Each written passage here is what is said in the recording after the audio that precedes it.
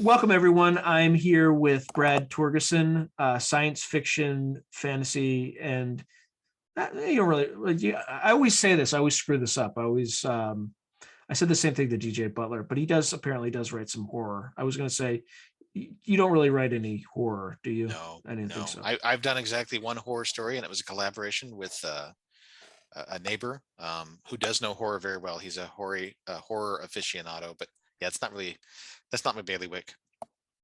Okay, so why don't we start with why don't you tell the audience about a little bit about your background, where you're from, and then how you got into writing.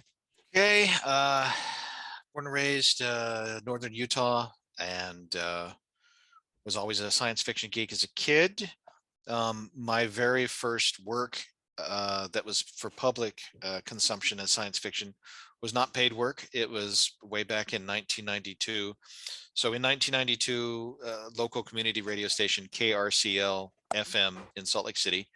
On Sunday nights, Scott Howard was his name. Scott Howard was the host for a show called Variables, which was a music show, but it was mostly electronic music, soundtracks, some other things.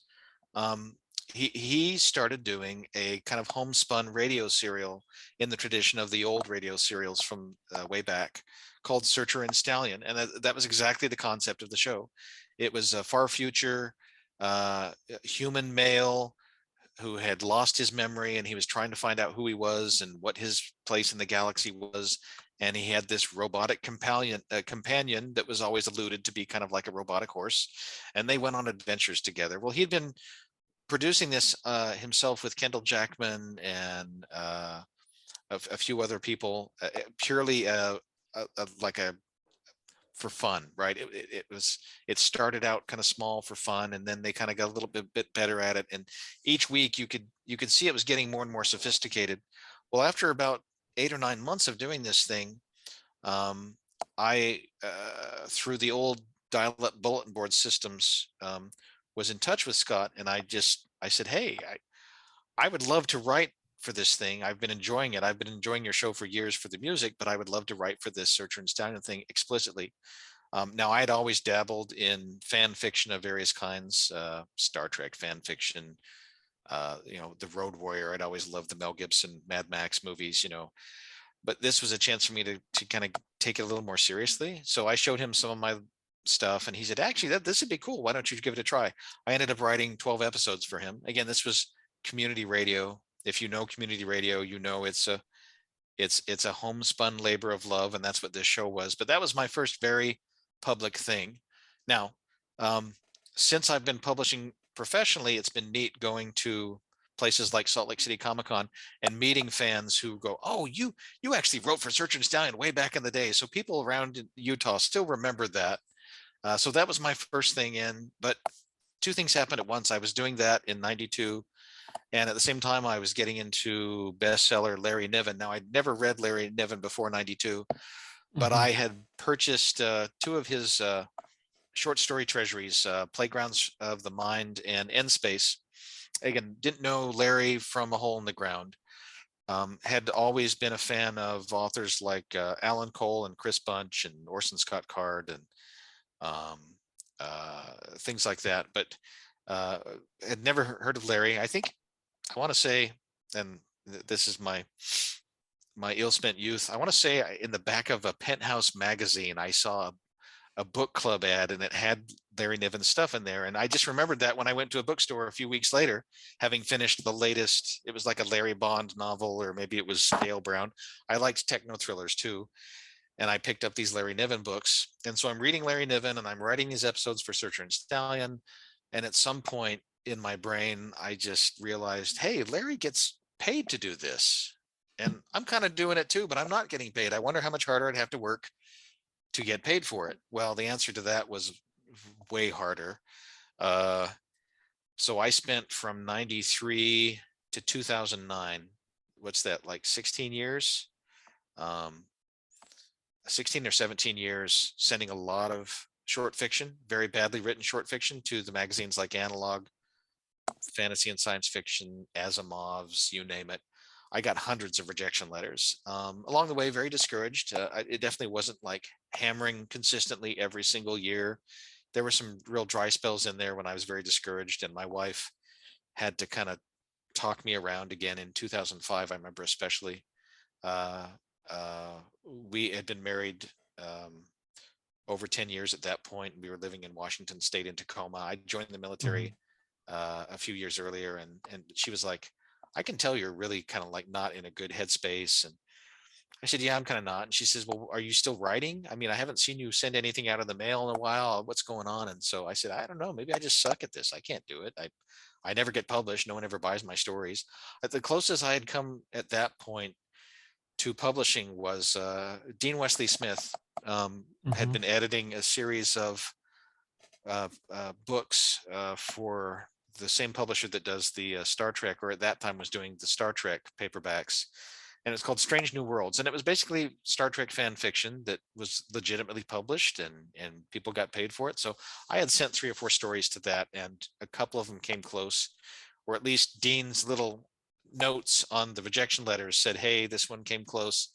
So that's as close as I'd ever gotten. And as encouraging as that was, it was also infuriating because I thought, man, I'm just not, maybe I just can't do this. I suck. I'm no good. I can't do this. But my wife talked me around and convinced me to try some different things. She said, well, maybe you need to try a different style, or you need to innovate with your writing. And one of the things I did deliberately do was, so I had, like most people, read predominantly novels of all kinds, again, techno thrillers. I'd read as a teenager the Thomas Covenant Chronicles 1 and 2 by Stephen R. Donaldson.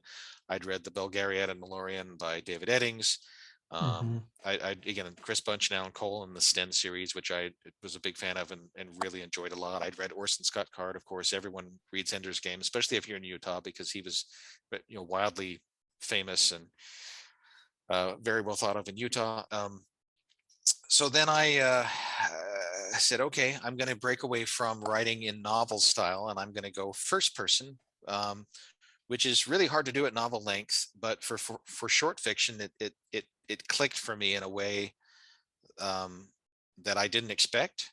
Other things I did was I actually started. So I'm one of those people who, in the '90s and pretty much through the '90s, had devoured all the how to write books. Especially, the ones was it, I don't even know if they exist anymore. Was it Writers Weekly? I forget who it was. They cranked out a slew of Um, how to write books. Writer's Market. Yes. Okay. Thank you I very have one. much. I have one on Thank my you. shelf right over there. Oh, So okay. Okay. yeah. I still have a couple on my shelf as well, but yeah, I devoured every single how to write books uh, that I could get my hands on. But I stopped doing that, and I actually went to my first, at least in Washington, my first science fiction convention over at the Apple Tree near the airport. I forget what the convention was called, but there was a few notable authors there that weekend, and I sat on the panels and listened to them talk, and it was kind of inspiring and kind of motivating, and I was able to ask some questions and talk to a few people. So that was something else I'd never done before. Or actually, I take it back. I'd gone once to a local science fiction convention in Salt Lake City once. Um, Back during the Searcher and Stallion days. And it was the funniest panel ever because there were more people on the panel than there were in attendance, because nobody knew who we were. Because the topic of the panel was locally produced radio science fiction, which Right. so we had like 4 people in the audience and there was 8 of us on the panel. So I got to go to that. And that was in '93. So from '93 to 2007, I hadn't attended any writer events, hadn't done any workshops. I had done a writers group in Seattle briefly, I want to say in the year 2000. And I'm struggling to remember what the writers group was called. It was about a half dozen people. And um, I don't think anybody ever broke out of that group that I can remember, but I can't remember names either. So I could be wrong on that. Maybe people eventually did. I didn't do it for very long because it felt too much like, how do I say it without being unkind? It felt too much like people were writing for the group as opposed to writing for an audience, a real audience. And I Mhm. wasn't convinced that everybody, since nobody in that group had ever broken in professionally, I wasn't convinced that they knew how to teach me how to break in professionally either. So I left the group after a little while.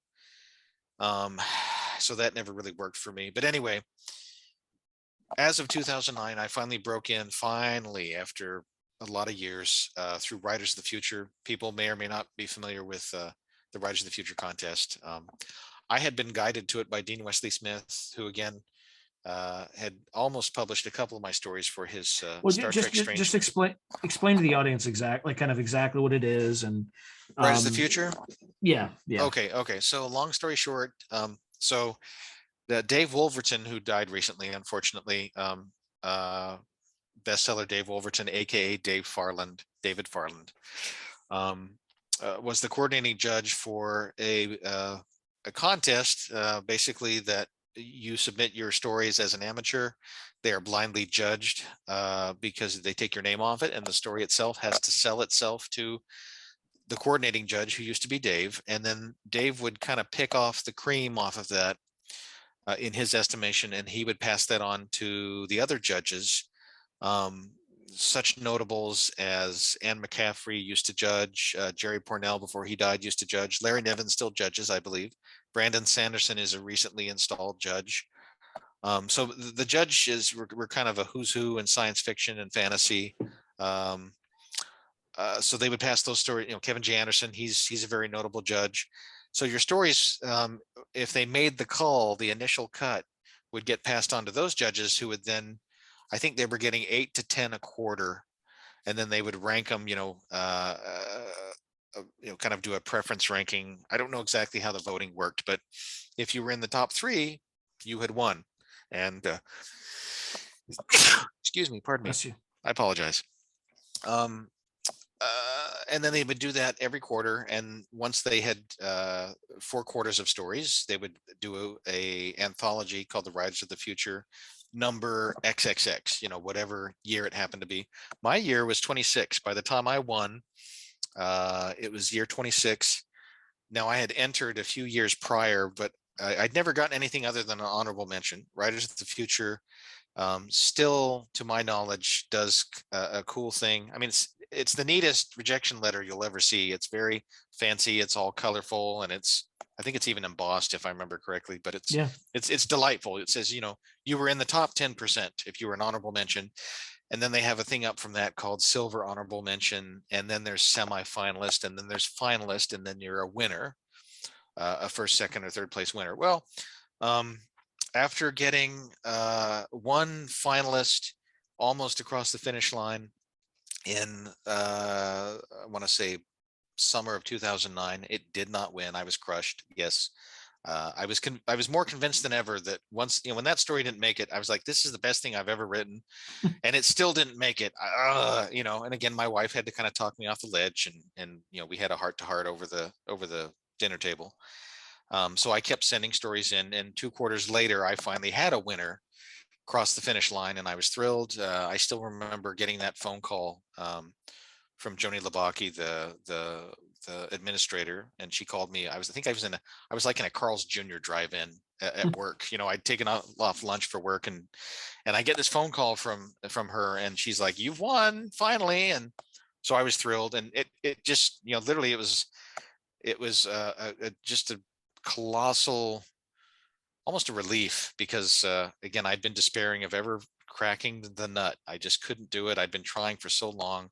I mean, this is 16, 17 years of no bueno. It's like, am I ever going to be able to do this? So finally won with a story called Xenophobia, that was a kind of a post-apocalyptic resurrection story. I was a 3rd place winner, which didn't bother me at all. I was just happy to have won.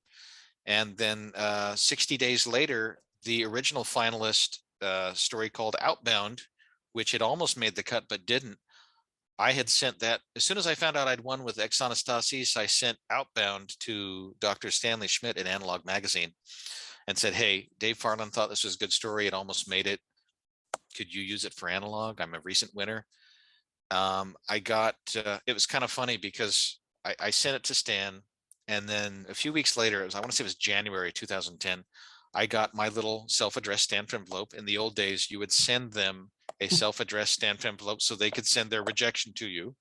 And I get the thin little self-addressed stamped envelope, and I'm thinking, oh, it's another rejection.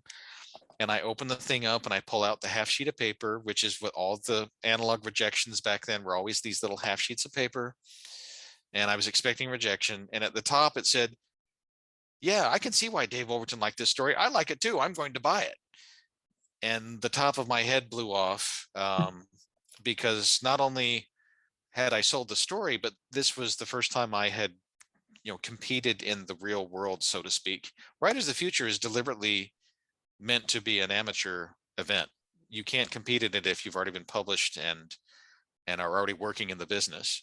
Analog's a big deal. For me, it was a big deal because I knew Larry Niven had published there a lot. Orson Scott Card had published there a lot. Heck, George R.R. Martin, had published there in the early days. So a great many big and venerable and very famous people had published in Analog. And so for me to finally break in with Analog, from whom I had like 40 rejection letters at that point, was a colossal big deal. I guess Outbound sufficiently impressed Stan enough that when I sent him additional stories, he bought them. Outbound also ended up getting later, I'm trying to remember the sequence of events. Later in the year, I got word that Outbound, after it had reached print, won the Reader's Choice Award for its category. So I'm not only a brand new Writers of the Future winner, but my very first story in Analog magazine got what's called the An Lab for its category. It was a novelette. So the top of my head blows off again. I got to go to the Nebula Awards in, I want to say 2011, and shared a room with Eric James Stone when he won his Nebula. Eric is another Utah writer who publishes in Analog a lot, and really wonderful writer. I like Eric a great deal. But Yeah, at I that think event, I interviewed him, I think last week. oh, okay, So okay, so the episode appeared, was it today? Yeah, the episode appeared today. oh, okay. So good Yeah, coincidence then. So yeah. I was rooming with Eric for when he got his Nebula, but I got to go down to the breakfast and receive my my certificate and big smiles for the story that had won the Reader's Choice Award in Analog. And that wasn't the first one or I should say, that wasn't the only one I won. To date, I've won 3 in Analog, of which I'm very proud. Those stories have gotten me a lot of great attention. I think it was part of the reason that Baen Books had interest in me and decided to pick up. The very first book I sold to them was called The Chaplain's War, and it was Mhm. based on 2 prior pieces of short fiction that I put into Analog. They shared the universe, they shared the characters, and then I'd done what Mike Resnick, my writing mentor, Mike Resnick, used to call a fix-up book from the old days, when you would take your pieces of short fiction that shared a universe and you would expound upon them and blow them up into a full novel. So that's what I did with The Chaplain's War. I still get really nice reader mail on The Chaplain's War. I'm very proud of that book. Since then, I've published other things, both stories and books. I recently finished a 3-book collaboration with Craig Martell.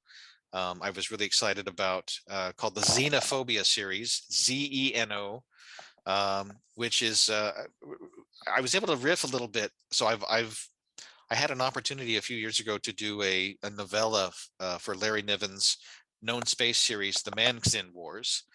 Mhm. And I was able to riff a little bit on that because the Xenophobia, the first 3 books anyway, are pretty much, it's an archaeological adventure combined with far future mystery. The earth is lost to time and space, but there's legends, right? There's legends, and you have competing worlds of humanoids that are not human. They're humanish with animal characteristics, and they each have creation myths that play into their Mhm. politics, that play into war and conquest. And you have literally a heretic, a hero, who decides that he's going to go find the truth, and he has to adventure and go to these secret archives where all this information is kept secret and stored away from the public, because none of these worlds want to admit that their creation myth, their version of the truth, is not the truth. So he's seeking to kind of overturn the conventional wisdom, and along the way, there's hijinks. It's kind of a dirty dozen kind of outfit. And so I released that with Craig back in, I think, November, December, and January. We released the books in concert. So those are out now. One of my novels for Baen, A Star-Wheeled Sky, did win the Dragon Award from Dragon Con back in 2019. That was a lot of fun. I had a moment there where, Larry Niven, who I had esteemed for many, many years because he kind of put my feet on the path of doing hard science fiction. I had loved his short fiction, eagerly devoured all his, the Known Space series, the Integral Trees worlds. There's 2 books in that. I wish he would have finished the 3rd one. He had done stuff in what he called the State universe, which was part of the Integral Trees. I had read most of the stuff he'd done with Jerry Pournelle, like the Molten God's Eye and the follow-up to that. I'd also read their Inferno books, their #1 and #2 books, Footfall. If it was Niven and somebody else, I just read it and loved it. So to have Larry Niven on the stage in 2019 call my name out, best science fiction novel, Brad R. Torgersen, Star-Wheeled Sky, I just kind of flipped my lid, and I had nothing prepared because I was going up against Kim Stanley Robinson and some other super quality authors who were award-winning, very well known.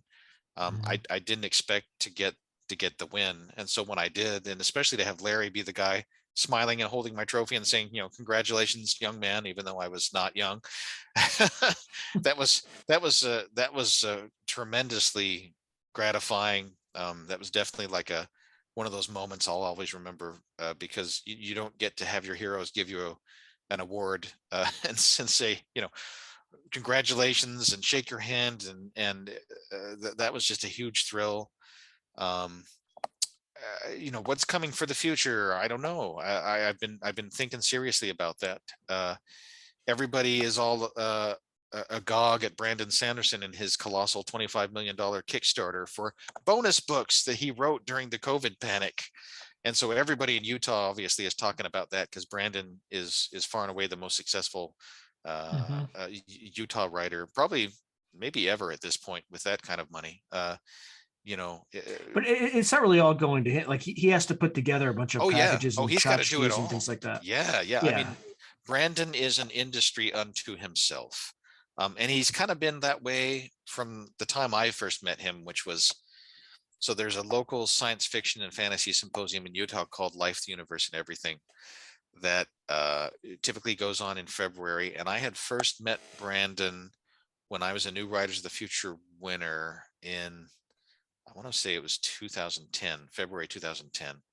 And so I'm not buddies with the guy. I can't make that claim, but we know each other, and we've bumped into each other at plenty of these things, and so on and so forth. So, Brandon is mortal to me, right? Like, it's not like J.K. Rowling, where she's this kind of otherworldly person on the other side of the world who has $700 million. Like, that's different from Brandon. I know Brandon. I've sat on panels with Brandon. Yeah. People are people. Right? So here's Brandon, I think what, a day he had, like, what was the absurd number he made in a single day? Anyway, it's like 18 million or something like that, and then it went to like 24. Jaw dropping, and I think he's still going. I think the darn thing is still going. Anyway, oh gosh, where was I going to go with that thought? I lost my train of thought. I apologize. Anyway, what you're working on next, and Brandon, I don't know. I mean, Baen has always been very good to me. I do talk to Craig Martell though about the operation he's been running. We're probably going to do some additional books in the Xenophobia series.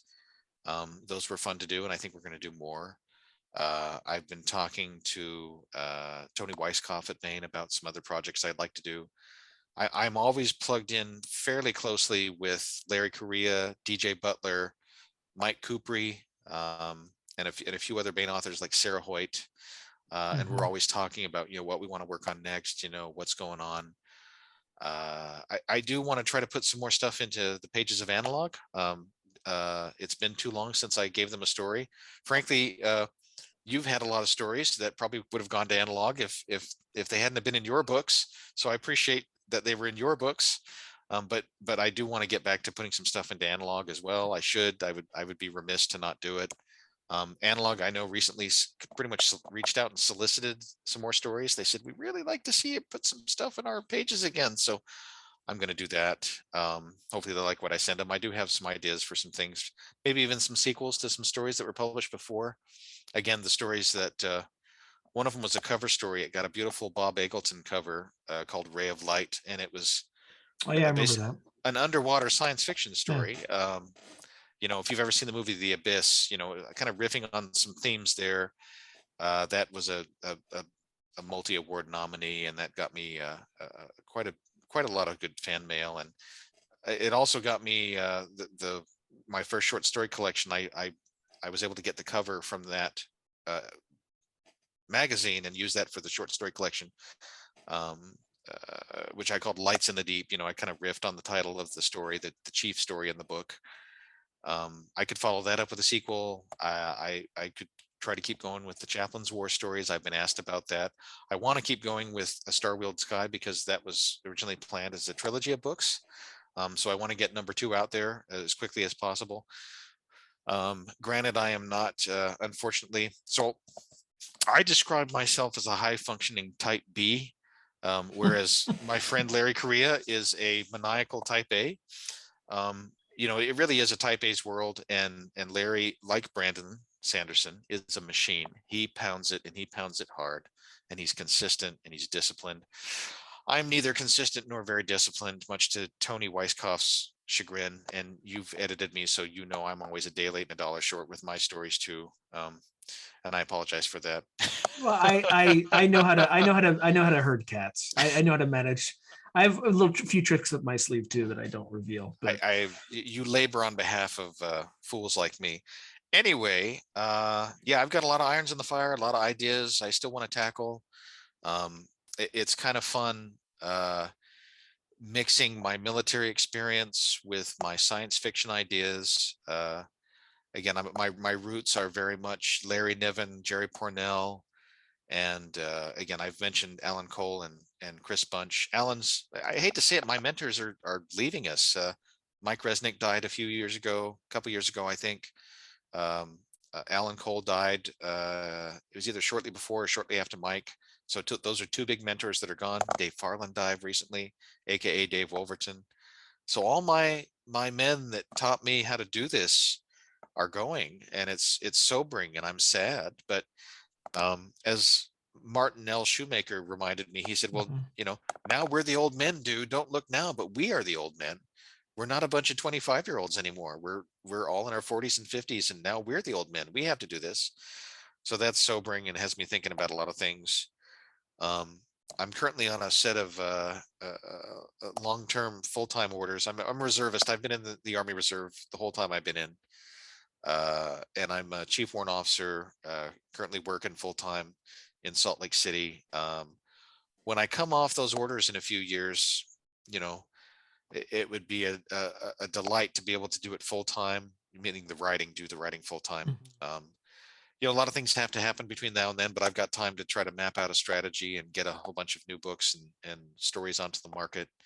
I've always got people writing me good fan mail, which is extremely encouraging for both the stories in your anthologies and for other stories that are Oh, really? sometimes. They've written to you about stories in my anthologies? Yeah. I've gotten fan mail on every single story that you've ever published in any of your anthologies, which is Even really, even really though nice. even the latest one though, because it was just out. I don't think that one's been out long enough though. But Yeah, the stuff prior, yeah, that's what I'm yeah, saying. Yeah. yeah, Okay. yeah, yeah. The one that's newly out, no, not yet.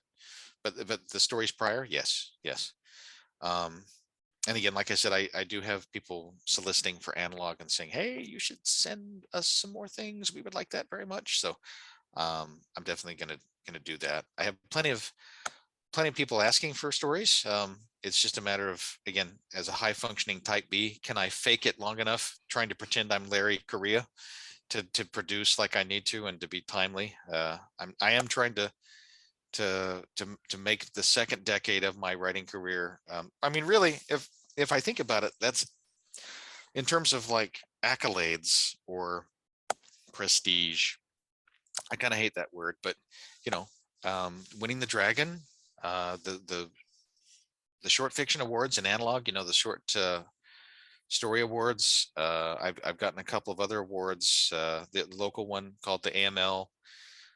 These things I'm very proud of, very, very proud of, and I'm very gratified at the reader response and at the response of the judges and other things. My Writers of the Future award. I'm almost most proud of that one because nobody knew who I was. That story had to sell itself. Kind of like my Mhm. first story in analog. Nobody knows who I was for that either. So by the time I'd won the Dragon, I'd been around a few years. But for Writers of the Future and for the very first Analog AnLab award, nobody knew who the heck I was. I was a nobody. The story itself had to win over the judges, and then in the case of Analog, it had to win over the readers. So I'm extremely proud of the very first AnLab and also my Writers of the Future award, because they came right at the beginning, and they were for me personally, they were hard fought for, and a surprise when they finally happened, and it deeply gratifying when they finally happened.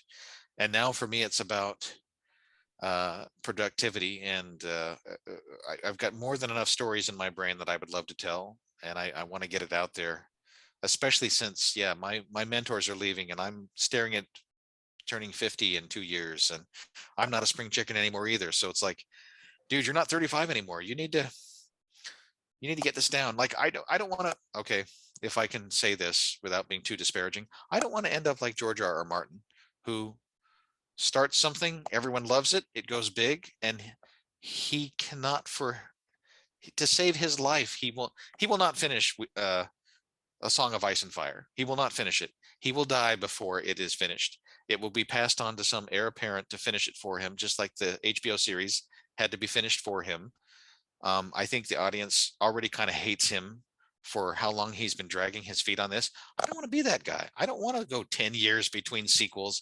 I don't want to be Yeah. notorious among my fans for being a sluggard. Now, At the again, I same time, though, if you had that level of success, well, sure, you can. you want to enjoy it a little bit, right? Yeah, I mean, he has fu money, right? He has fu money.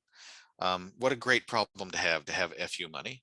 Right. I mean, But the alternative argument is, if you have FU money, why aren't you sitting down and doing what you yeah, love? exactly, Right. exactly. Having That's freedom. exactly right. I mean, Again, it's too, like, I don't want to beat the guy down, but there's two sides of every coin. sure, sure, sure, sure. But I don't want to be somebody who I do think that there is not a contract, but there's when somebody, I've always thought this, when a reader chooses to invest money and time in your book or your story, it is an investment, and you have an obligation. It's kind of a tacit obligation to make that worth their while. I've always felt that way, which is why the fan mail is always very gratifying, because I feel like I've done my job. And I don't want to disrespect that. I don't want to, even with the people who are critical. I had in Analog Magazine a very nice PhD take one of my award winners to task. It was a story that had won the AnLab, which I'm very proud of. It was called Life Flight.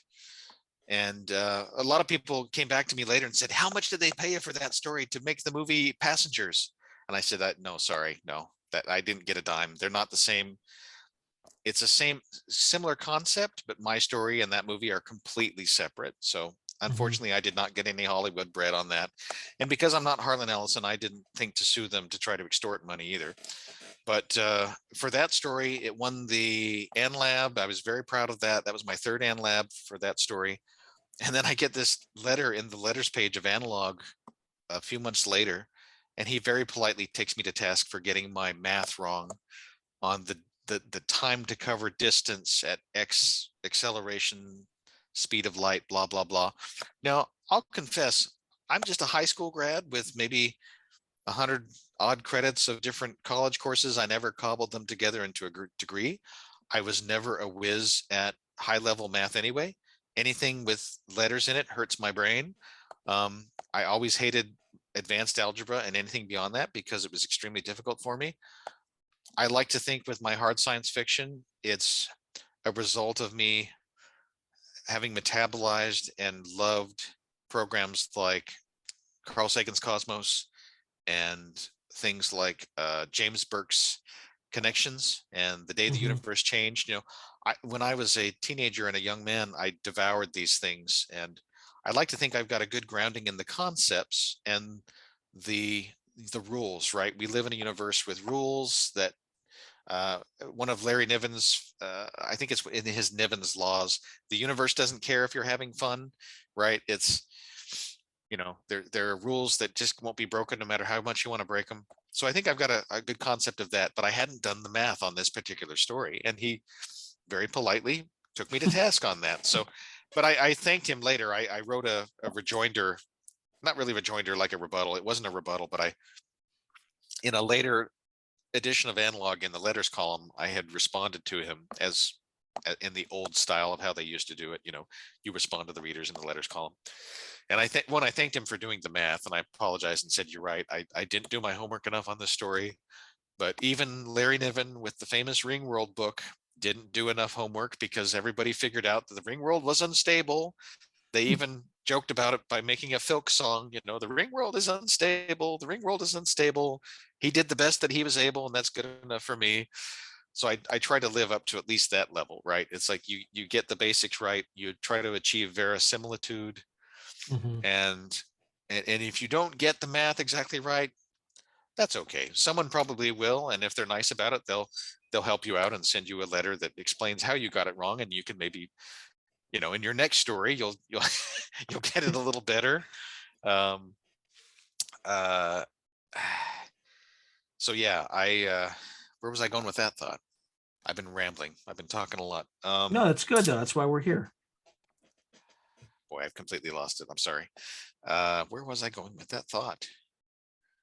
Anyway, I guess it doesn't matter, but yeah, I've got a lot of things I want to do, and uh I want to try to make this enterprise um really really kick into a new level.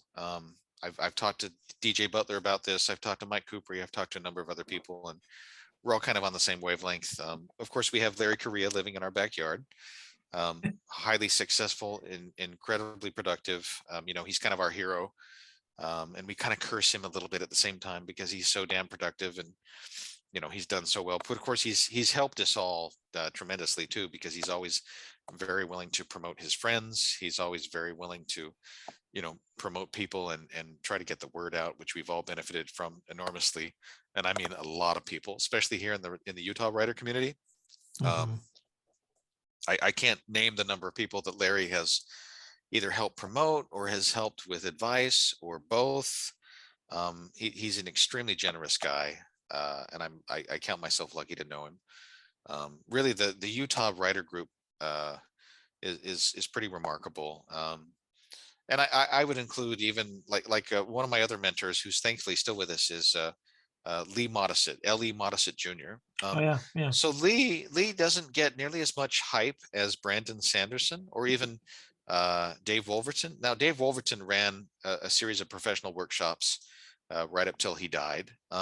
Lee never involved himself in the workshops, but he was always very, very good at offering cogent advice and observations when he was on the panels at things like Salt Lake Comic Con, or especially Life, the Universe, and Everything down in Provo.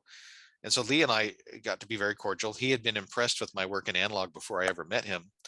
And so whenever I had a chance to go down to Cedar City for my civilian job, I would try to look him up, and we would have lunch. And Lee is a terrific guy, somebody else that I admire a great deal. If I could replicate even half of his success, I would be so thrilled with it, because Lee is another steady producer. He has a very loyal fan base, very loyal fan following. He's done a lot of books. I mean, he's just doing it the way it should be done. And Lee is also a very astute, nice person. He's nobody's fool. Uh, like politically, he's the closest thing I've ever run across to like a staunch centrist, if there is such a thing. Hmm. Because he's very well informed in why he's a centrist, and he doesn't easily he's not easily swayed by emotional argument. He's not easily convinced by rhetorical flourish or hyperbole. Um, he's experienced and wise in the ways of the world without being cynical, if that's possible. Mhm. So I really like Lee a lot. Lee is another good one that I count among my mentors, and I'm hoping he's going to still be with us for a while. Although again, they're going away. Unfortunately, I'm bummed about that. So for new authors, what advice would you leave them with? Oh dear. Okay. The present publishing world is a wild west. You have more people writing, excuse me, pardon me. You have more people writing science fiction and fantasy in the English language than ever before. How you stand out in that is a puzzle many of us who've been around a little bit are still trying to figure out. I think you just have to be disciplined in your production. You have to have some goals, whether you're going to pursue traditional publishing or you're going to pursue indie publishing, or you're going to be a hybrid like me. I think you have to be open-minded in what you're willing to change about your craft or your practice. I don't think anybody is beyond learning new things.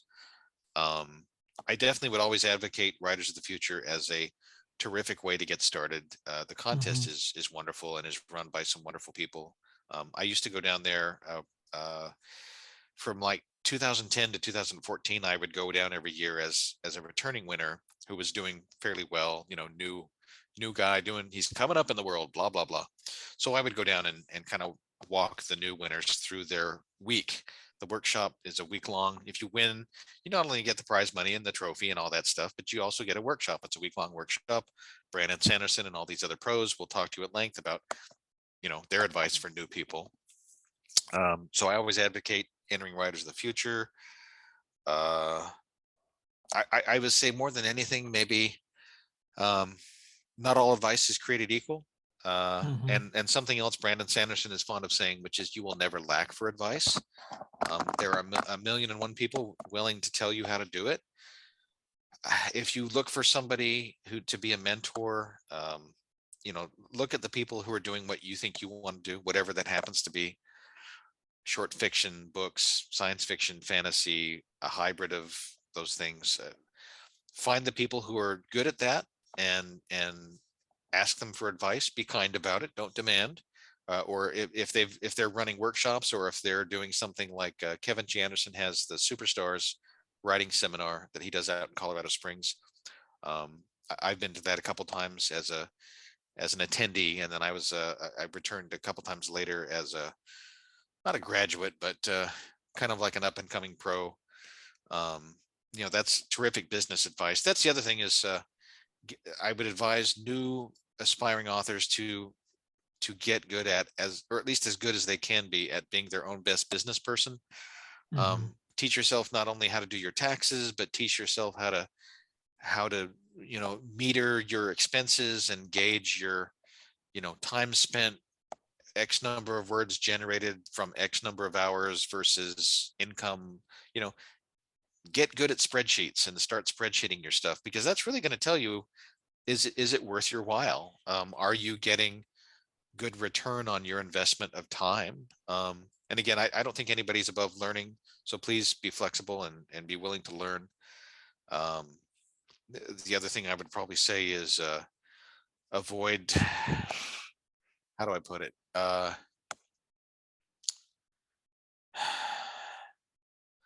If it sounds too good to be true, it probably is. Again, when it comes to advice, like Brandon said, you'll never lack for it. So, be discerning, um, and also let yourself. There's the million words rule, or the 10,000 hour rule. Um, Sometimes as it's applied to musicians, where supposedly it takes 10,000 hours of practice to get entry level professional quotes at playing an instrument. I think in my case that was true for writing for sure. When I won Mhm. Writers of the Future, I added it up. I think I'd written on the order of like 850,000 words of unpublished, and for good reason. The old stories and the old books were not any good. They were definitely, you could tell it was beginner work, but that was me teaching myself how to do it. And I sometimes fear with indie allowing people to immediately publish the very first thing they write, that people aren't giving themselves, how do I put it?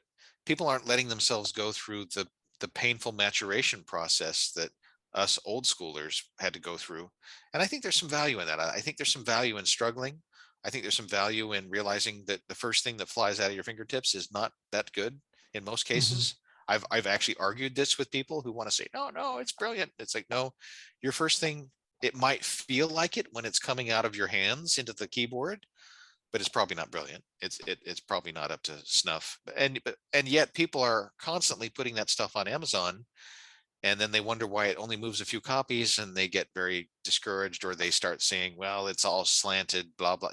There's all kinds of reasons why it's not selling. Well, the one that doesn't get talked about often enough is, if this was literally the first thing you ever wrote, you're probably not that good at telling stories yet. It Mhm. takes some practice. You gotta hone honing. You gotta put some work into it. So don't be surprised if your first product or your first stories or your first books aren't that great. And especially if you put them to market, and you don't get a good market response, it might not be anything other than you're just not that good at it. And that's fine. Let yourself not be good at it Yeah. for a few years until you are good at it. So there's my advice, I think. Yeah. Hopefully people find that worthwhile. All right. Well, I appreciate you spending a long, long period of time with me on this call. And I definitely would, hope you join us again at some point in the Yeah, future. would love to. Yeah. Thank you. Appreciate it. All right. Thank you very much. Talk to you soon, my friend. Bye.